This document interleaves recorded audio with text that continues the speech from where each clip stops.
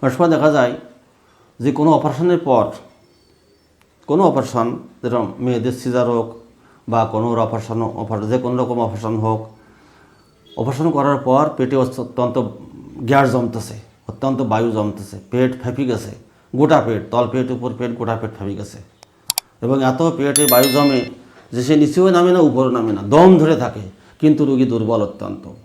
কারণ যে কোনো অপারেশনের পর কিন্তু সে দুর্বল হয়ে যায়, রক্তশূন্য হয়ে যায়, দুর্বল হয়ে যায়, পেটে অত্যন্ত গ্যাস হয়ে যায়।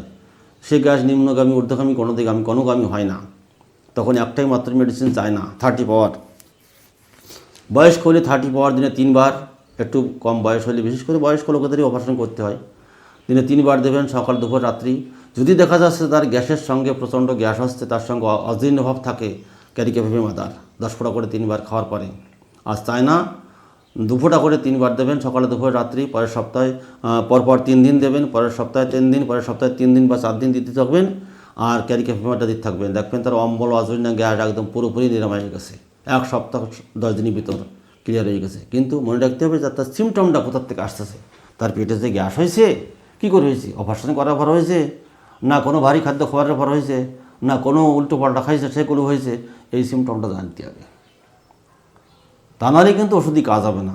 দেখা যাচ্ছে সে গুরুপাক খাবার খাইছে, গুরুপাক খাওয়ার পরে তার পেটে গ্যাস হয়ে গেছে, চায়না দিলাম, কিছু কাজ হলো না, হোমিওপ্যাথি কাজ হয় না, ও বাদ দিয়ে দাও, চলো অ্যালোপ্যাথি কাজ, চলো 200 টাকা 500 টাকা ফি দেবে না, 2000 টাকার ওষুধ লাগবে না, যে কদিন ওষুধ খাবে ঠিক আছে, পরে আবার যাতাই কাজ হয়ে গেল।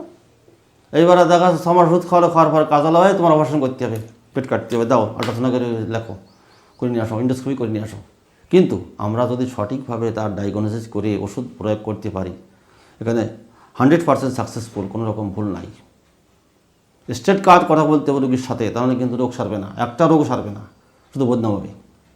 অনেক সময় দেখা যাচ্ছে রোগীতে এসে বলে, ডাক্তারবাবু আমার দাঁত কনকন করতেছে, রাত্রে যন্ত্রণা বৃদ্ধি পাচ্ছে, মনে হচ্ছে দাঁত লম্বা হয়ে গেছে, দাঁত বড় হয়ে গেছে। আর যদি সে ধূমপান করে, বিড়ি খায়, সিগারেট খায়, তাহলে তার যন্ত্রণা বৃদ্ধি পায়। অনেক সময় দেখা যাচ্ছে রোগীতে এসে বলে যে যখনই আমি বিড়ি খাই তখন যন্ত্রণা এত বৃদ্ধি পাচ্ছে যে আমি আর সহ্য করতে পারতেছি না। এটা মনে রাখবেন যে দাঁত কনকন করতেছে, হয়তো অল্প অল্প করে কনকন করতেছে, যখনই সে বিড়ি মুখে দেবে বা তামাক মুখে দেবে তখন তার যন্ত্রণা প্রচণ্ড হারে শুরু হয়ে যাবে, এত যন্ত্রণা হবে যে নিজেই সহ্য করতে পারবে না, নিজেই সহ্য করতে পারবে না, যন্ত্রণার জন্য সে একদম হিমশিম হয়ে যাবে।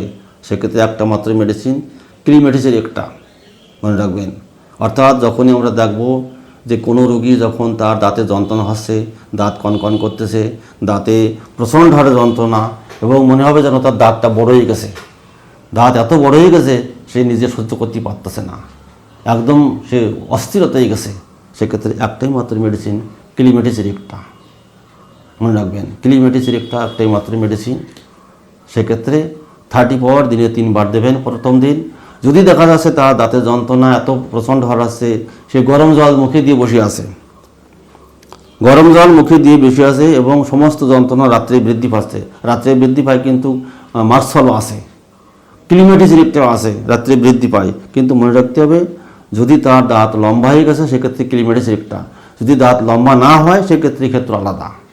আর যদি গরম জলে উপশম হয় সেক্ষেত্রে ক্লিমেটিসের একটার সঙ্গে সঙ্গে ম্যাকফস 30 ট্যাবলেট দিনে 2 বার দেবেন, সকালে বিকালে কন্টিনিউ দিয়ে যাবেন, দেখবেন আস্তে আস্তে আস্তে আস্তে সে সুস্থ হয়ে যাচ্ছে। সুতরাং আমরা যখন মেডিসিন প্রয়োগ করব তখন তার সমস্ত সিমটম জেনে মেডিসিন প্রয়োগ করতে হবে, তাহলে আস্তে আস্তে রোগীটা ভালো হয়ে যাবে, এটা কিন্তু নিশ্চিত মনে রাখতে হবে। অনেক সময় দেখা যায় রোগীতে এসে বলছে, ডাক্তারবাবু আমার অন্ডকোষটা একদম শক্ত হয়ে গেছে, অত্যন্ত কঠিন বেদনাযুক্ত, অত্যন্ত বেদনা এবং স্ফীত হয়ে গেছে, মানে ফুলে গেছে, ডান দিকেরটা, বাঁ দিকে কিছু নেই, ডান দিকেরটা ফুলে গেছে, ডান দিকেরটা ফুলে গেছে, বাঁ দিকে কোনো সমস্যা নেই, কিন্তু তার ডান দিকেরটা ফুলে গেছে এবং এত বড় হয়ে গেছে যে হাঁটাচলা করতে পারতেছে না এবং এত যন্ত্রণা হচ্ছে যে চলাফেরা করতে পারতেছে না। একটাই মাত্র মেডিসিন, ক্লিমেটিসের একটা। কিন্তু মনে রাখতে হবে যে তার ডান অন্ডকোষটা ফুলে যাবে, অত্যন্ত যন্ত্রণা হবে, অত্যন্ত বেদনাযুক্ত হবে এবং এত ফলবে যে সে চলাফেরা করতে পারছে না, যন্ত্রণার জন্য সে অস্থির হয়ে পড়েছে। সেই ক্ষেত্রে একটাই মাত্র মেডিসিন, ক্লিমেটিসের একটা, 30 পাওয়ার দিনে 2 বার, সকালে বিকেলে 4টি করে ট্যাবলেট দিনে 2 বার, সকালে 1 ফোঁটা বিকেলে 1 ফোঁটা। আর যদি দেখা যাচ্ছে তার কোষ্ঠকাঠিন্য মানে পায়খানা তো ঠিক আছে, কিন্তু যদি তার অন্ডকোষটা শক্ত হয়ে যায়, ক্যালকেরিয়া ফ্লোর 30x 4 ট্যাবলেট দিনে 2 বার দেবেন। ক্লিমেডিসিলিকটা তো দেখছেনই, বিশেষ করে ডান অন্ডকোষের দিক দিয়ে ক্লিমেডিসিলিকটার সঙ্গে ক্যালকেরিয়া ফ্লোরটা দেবেন, দেখবেন তার অন্ডকোষটা আস্তে আস্তে নরম হয়ে গেছে, অন্ডকোষটা আস্তে আস্তে নরম হয়ে গেছে, আর সে আস্তে আস্তে সুস্থ হয়ে যাবে। কিন্তু মনে রাখতে হবে, তার সঠিক সিমটমটা আমাদের জানতে হবে, যে কোন সিমটমের উপর আমরা ক্লিমেডিসিলিকটা ইউজ করব, কোন সিমটমের উপর অরামমেট ইউজ করব, কোন সিমটমের উপর আমরা আর্নিকা ইউজ করব, সেই সিমটমটা কিন্তু আমাদের জানতে হবে। আমি প্রত্যেকটা ভিডিও যখন বলেছি, প্রত্যেকটা মেডিসিনের ডিটেলস সিমটম জেনে কিন্তু ভিডিও বলেছি, এবং প্রত্যেকটা মেডিসিনের সিমটম ভালো করে দেওয়া আছে, সেটা আপনারা ভালো করে দেখবেন। শুধু আন্দাজের উপর মেডিসিন প্রয়োগ করবেন না, তাহলে কিন্তু 10 নয় কাজ হবে না। শুধু বদনাম হবে যে হোমিওপ্যাথি কাজ হয় না। যখনই আমরা ক্লিমেডিসিলিকটা ইউজ করব, তখন 4টি করে 2 ফোঁটা করে দিনে 2 বার, সকালে 2 ফোঁটা, বিকেলে 2 ফোঁটা, পরপর 4 দিন, পরের সপ্তাহে 3 দিন, পরের সপ্তাহে 3 দিন। আর ক্যালকেরিয়া ফ্লোরটা 4 করে ট্যাবলেট দিনে 2 বার, সকালে বিকেলে কন্টিনিউ দিতে হবে। দেখবেন আস্তে আস্তে আস্তে আস্তে রোগীটা সুস্থ হয়ে যাবে, কোনো রকম কোনো ভুল নাই। অনেক সময় রুগীতে এসে বলে, দেখো আমার তো খাওয়ার রুচি একদম নেই, সমস্ত খাদ্য খাওয়ার পরে আমার আগ্রহ আছে, কিন্তু কোনো খাদ্যের গন্ধ সহ্য হচ্ছে না, ভাত তরকারি ডাল সবজি কোনো খাদ্যের গন্ধ আমার সহ্য হয় না, না খাইলে বমি আসে, খাওয়ার রুচিটা মোটে নেই।